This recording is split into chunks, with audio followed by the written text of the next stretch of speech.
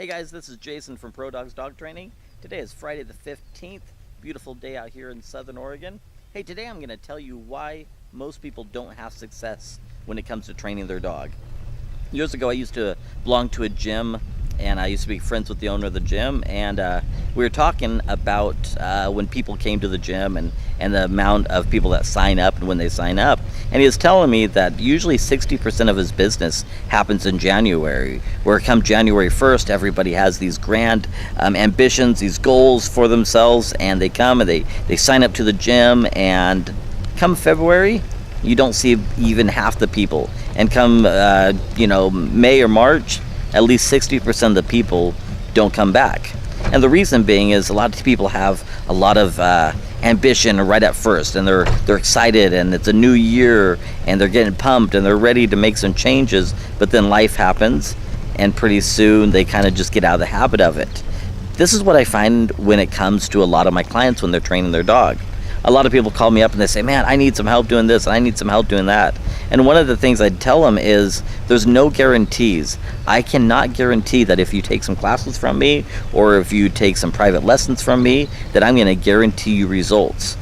I can give you the tools, I can give you the knowledge, I can give you the problem solving to hopefully work through your issues.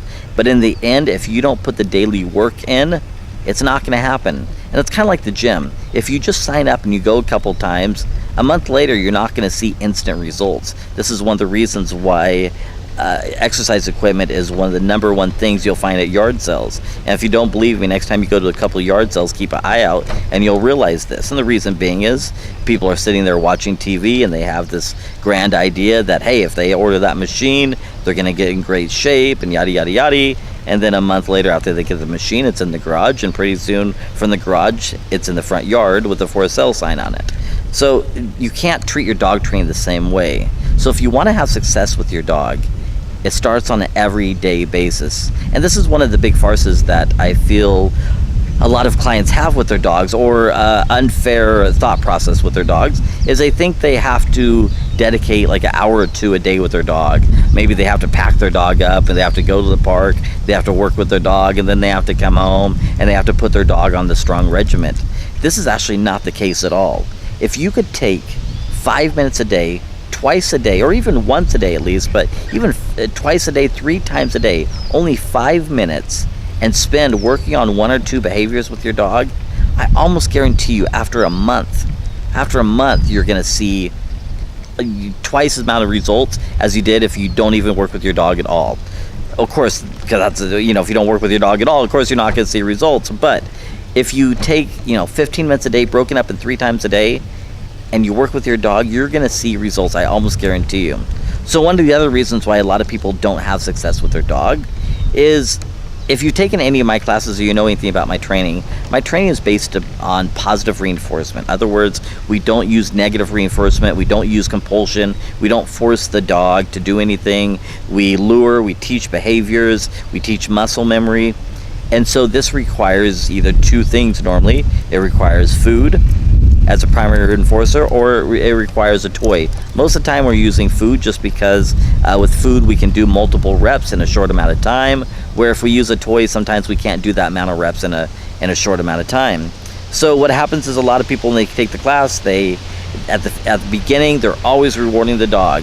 So first couple weeks they're rewarding the dog. After they leave the class, it's going really good. Maybe a month they're still rewarding, and then after a month it kind of seems like it tapers off.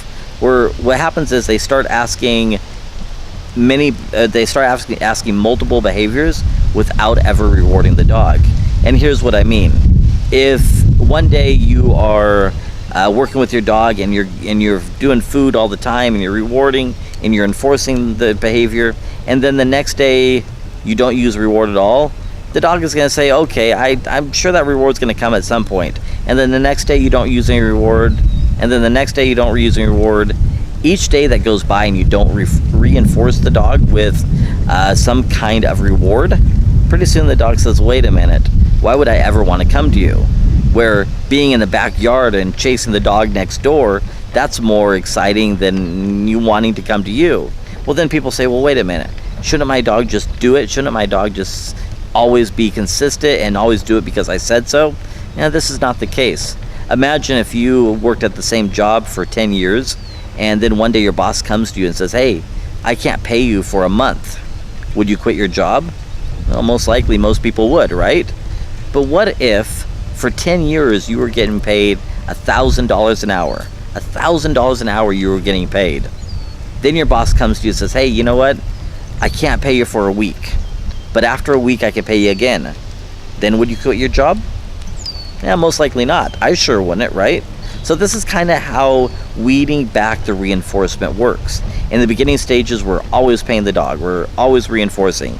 The dog learns that if training is fun, we're building up that muscle memory. So the dog thinks, man, every time I run to mom and dad, I'm gonna get this great result, or this great reward. And then one day, we start varying the reward. So we'll ask the dog to come once, no reward. Maybe we'll mark it with a good boy or good girl, whatever your marker is. And then the next 3 times, we really reward the dog, okay? The 4th time, or the 5th time, maybe we don't reward. And the 6th, 7th, 8th time, we do reward. And then the 9th, 10th, and 11th, maybe we don't reward. But then the next 10 times, we do reward.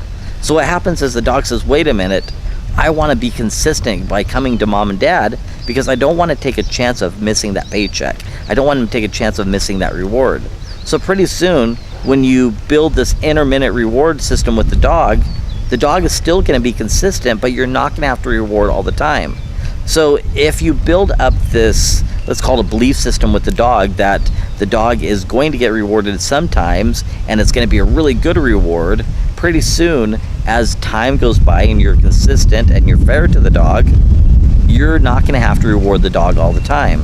However, you are going to have to reward sometimes. You can't go months and years without rewarding the dog unless the dog just has this this need to want to be with you and nothing else matters in life. Then maybe you don't have to. But if you really want a consistent dog, if you really want to have your training last, let's say if you take one of my classes or you take a private session from me and you want that training to go, to last over time, you're always going to mix up that reward. So the dog is never sure if it's this time they're going to get the reward or the next time they're going to get the reward. But the thought process is there where the dog says, I don't want to take a chance of not missing the reward. Does that make sense? All right, well, hey, I really appreciate you guys tuning in today. If you guys have any questions, you can look me up at www.engageyourdog.com. You can also give me a call. My phone number is 541-608-2857. I have classes every 4 weeks. They're every Monday from 6 to 7 p.m. It's a basic obedience class. Would love to have you join. If there's just 1 or 2 things that you guys are working on and you need some help with, I'd really encourage you to give me a call. We can set up a private session and just work on those particular issues that you're having. So hey, thank you so much for tuning in. I look forward to hearing from you guys and have a blessed day.